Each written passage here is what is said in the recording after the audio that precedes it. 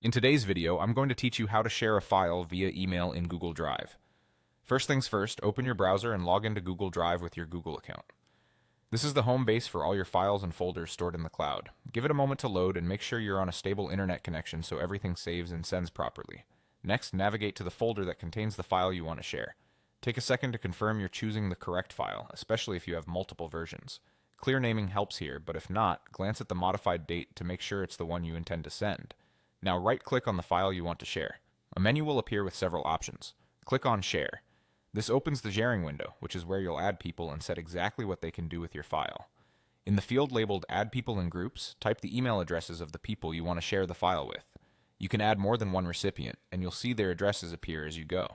Double-check the spellings to avoid sending access to the wrong person, and take your time to make sure everyone you need is included. To the right of the email field, you'll see a drop-down that controls permissions. Choose Viewer if you only want them to look at the file.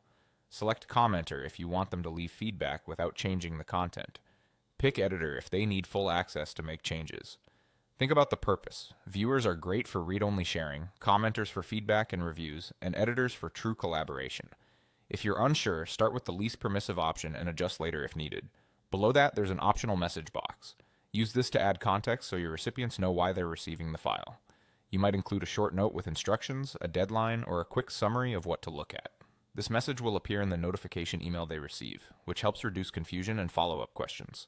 When everything looks good, click Send. Google Drive will email your recipients a link to the file with the permissions you set, and they'll be able to open it directly from that message.